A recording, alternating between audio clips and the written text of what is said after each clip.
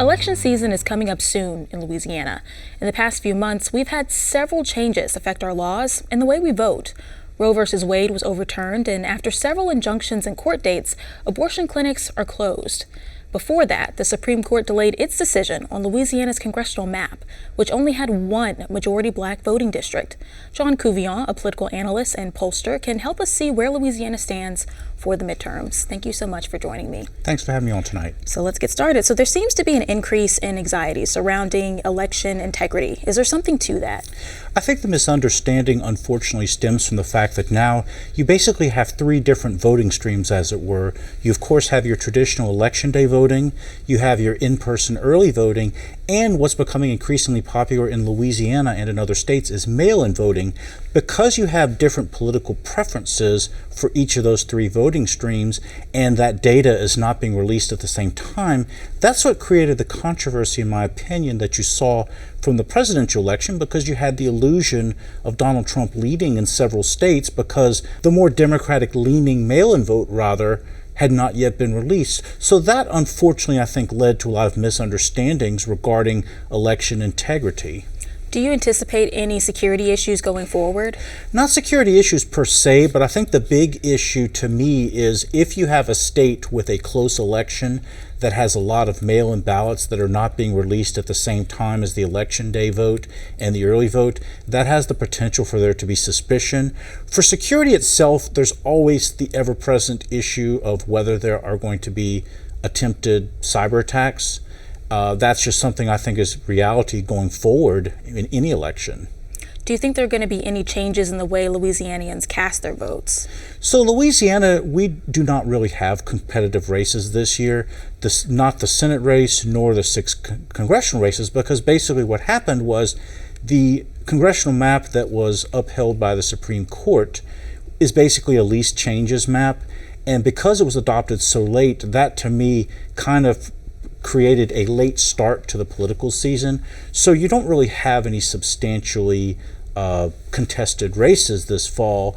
And so, in fact, one of the incumbents, Mike Johnson up in Shreveport, was unopposed. So I'm not really anticipating there being very much, because really it's at the point now where there's not any more seats for Republicans to pick up, because of course the seat in New Orleans that Troy Carter holds is heavily Democratic. So I would basically expect a status quo election for all the congressional races this year. So is that what you mean whenever you say a least changes map?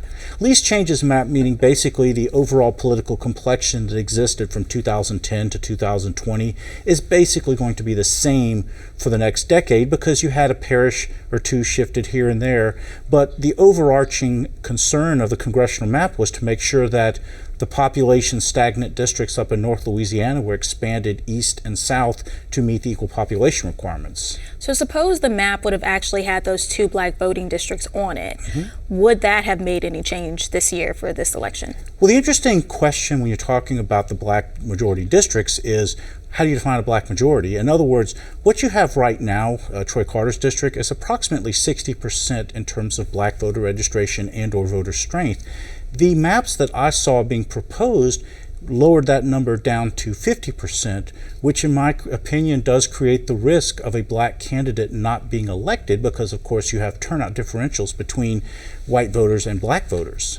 So everything seems like it'll stay pretty much the same this year? With the maps that have passed, correct.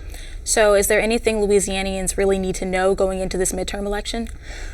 In terms of need to know, I think it's a case of you also have local races. For instance, here in East Baton Rouge Parish, we have school board races and we have an appeals court judge's race.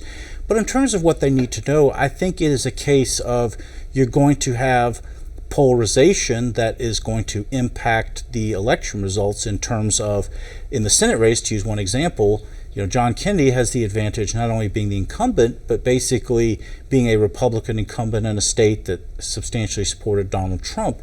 The Democratic candidates who are running are really the main two, which would be Luke Mixon and Gary Chambers. They're both going to be dividing the Democratic vote down the middle, much like what happened in 2020 in the Bill Cassidy race. So that to me is going to be the overarching theme is, can either of those two Democratic candidates expand beyond their existing base? All right. Well, is there anything else that you found interesting, anything leading into this midterm election? The thing that I found interesting, so I have been looking at the elections from a holistic standpoint, and my favorite metric I like to use, as it were, is partisan turnout. In other words, what was the breakdown of those who voted in Democratic primaries versus Republican primaries? And I've been looking at this data going all the way back to 2006. What I'm seeing this year is in nearly every state I have studied, Republican turnout is up markedly from 2018, while Democratic turnout is flat or declining. And the reason that matters is that in congressional / midterm elections, you typically have lower turnout than you do a presidential election, meaning those who show up have kind of a added level of importance. So when you're talking about, number one, an elevated Republican enthusiasm, number two, independent voters in every poll I have seen are strongly anti-Biden and are more favorable to Republicans this year, that's the kind of atmosphere, as it were, that I'm seeing that Democratic incumbents have to face, not here in Louisiana, but in other more swingy states. All right, well, thank you so much. The congressional primary election starts on November 8th, and the congressional general elections start on December 10th. Thank you again, John, for joining us.